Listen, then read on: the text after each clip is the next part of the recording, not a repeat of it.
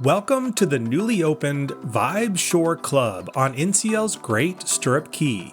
This is the newest addition to Great Stirrup Cay and is an adults-only beach area available at an extra cost. And today I'm giving you a full tour of what's included, what's great, what still needs some work, and at the end I'll tell you what I paid for it and whether or not I actually thought it was worth it. If you're new to the channel, I'm Brad. My goal is to help you get more out of every cruise with honest ship tours, guides, and real-world tips so you know exactly what to expect before you sail. If you'd like more videos like this to help plan your next cruise, hit subscribe so you don't miss out on the next one. Let's dive right in. This is the Vibe Shore Club, NCL's newest addition to Great Stirrup Cay. Not to be confused with the Vibe Beach Club, which you can find on board most of NCL's cruise ships. The Vibe Shore Club is an exclusive adults-only upcharge area. You'll need to buy your day pass ahead of time, and space is limited, so it can sell out.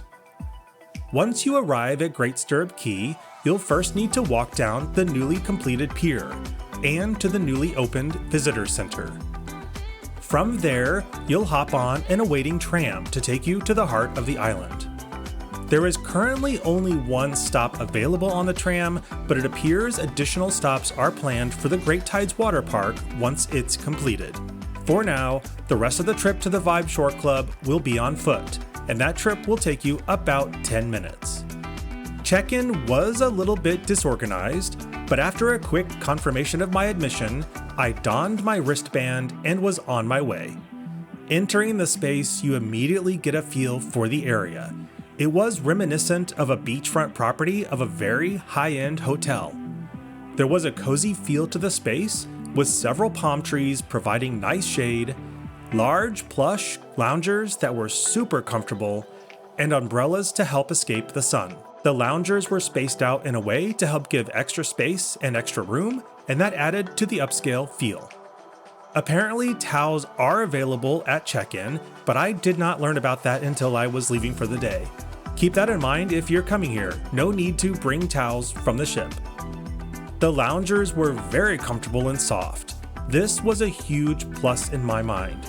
I spent a few hours just lazing away in this chair and I just did not want to leave. Around 11 or so, my stomach started to growl, which was lucky as the food was just starting to come out. And around 11:30, a food station opened that served lunch buffet style. Grab a paper plate and fill it with options including blackened chicken, island fish, sausages and hamburgers, and some hot dogs. I did not see a lot of options for vegetarians other than a few salads at the end of the buffet, so do keep that in mind. Desserts consisted of a few options, including this pineapple upside down cake that was pretty tasty. Overall, I thought the food was pretty good. The blackened chicken I especially enjoyed. It had a nice, spicy kick. The hamburger was moist and had a good flavor. Now the issue here wasn't necessarily taste, it was the consistency. Trays ran empty pretty often, and the food didn't feel that different from what you could get elsewhere on the island. So it didn't really feel like a premium upgrade. And oddly, the condiments were set up at the start of the line, which did cause some confusion and backups. All things I'm sure can be corrected over time. On to the drinks and bar service. There is a dedicated bar here that serves just about any drink you can think of. The bar service was friendly, but unfortunately, much like the rest of Great Stirrup Cay, the lines here can get very long and service felt pretty slow. There was bar service available at your seat, but it too felt kinda slow. That's just not what you expect in a paid exclusive area. This is something NCL really needs to address, both here and across the island in general. There are a number of cabanas that line the perimeter of the area, ranging in size and cost, starting at about $660 for 4, which includes a cooler stocked with ice and water, and complimentary float mats and a shower. You can also opt for a day bed that can be reserved for the day at prices starting at around $250. Overall, the feel was nice. Being away from the crowds and the noise of the beach was a definite plus. But there are some negatives I do want to mention. First, there is no restroom in the area, and if you need to use one, you'll have to step out of the space and head down the path to use one. That seems like an odd decision for a brand new upcharge space. Second, There are no lockers to store your stuff. If you're here for the day and decide to check out the rest of the island, you'll have to pack it all up and take it with you. And my biggest complaint, while this area is a bit more secluded and serene, the zip lines cross this area in two directions, and at this end of the beach they are quite low and quite noisy. This is coming from someone who loves doing zip lines. There was a constant sound of whirring zip lines every 5 to 10 minutes. I don't think they have much they can do to fix this problem at the moment, but it's something you're going to have to contend with all day long. Now on to the cost. I paid $87 for my day pass to the Vibe Shore Club. There is some confusion on whether or not your free at sea or more at sea excursion credit applies. In my case, for the sailing, it did not apply, and the on-ship literature about the Vibe Shore Club said it would not. However, I have a sailing later this summer where the credit is applied. I think NCL needs to do a better job at clarifying this.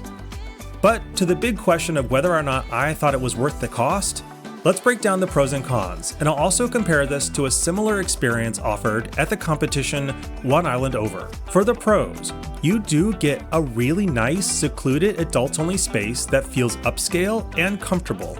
You cannot get these loungers anywhere else on the island, and the included umbrellas helped to keep the shade. The smaller crowd meant food was easy to grab, and it was tasty, though nothing too different than what you'd get elsewhere on the island. For the cons, as I mentioned, bar service was still slow here. There are no lockers to store your items if you walk away. There's no bathroom without walking out of the area, and the zip lines will be a constant noise throughout the day. But to consider whether or not the Vibe Shore Club was worth the price, I'm going to compare it to what other similar experiences cost. And the closest I can compare it to is possibly the Hideaway Beach Club at Perfect Day at CocoCay. Now I know this isn't a perfect one-to-one comparison, but at Hideaway I've paid closer to $55-ish, and on top of the adults-only beach experience, you'll also find a heated pool, upgraded food that can only be found in the area, direct transportation right to the entrance, and multiple bars to pick from, so lines are almost never an issue. The experience NCL is offering comes up a bit short with that comparison and price range. Don't get me wrong, this is a very comfortable space and I enjoyed my time here, but you do have to consider if that price is worth it for you, your budget, and what you want to get out of an upcharge beach day experience. So that's my full look at the Vibe Shore Club on Great Stirrup Cay. What it is, what you actually get, and why I think it's comfortable but maybe a little overpriced in its current state. If you want the complete updated walkthrough of Great Stirrup Cay, including the new pier, the lagoon pool, food and drink spots, and everything else on the island, I'll link that video on screen right here. And tell me in the comments, would you pay extra for the Vibe Shore Club, or would you rather put that money towards something else? Or maybe just enjoying the free lagoon pool and the beach? If this helped you plan your day, hit the like and subscribe buttons, and I'll see you on board again soon.